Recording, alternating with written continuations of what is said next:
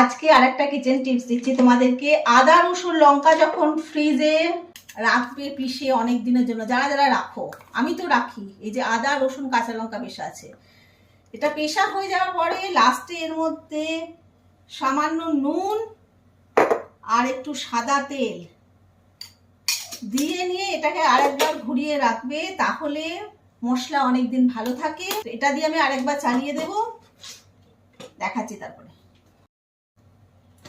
দেখো আরেকবার পিষে নিলাম, এটা রংটাও চেঞ্জ হয়ে গেছে অনেকটা।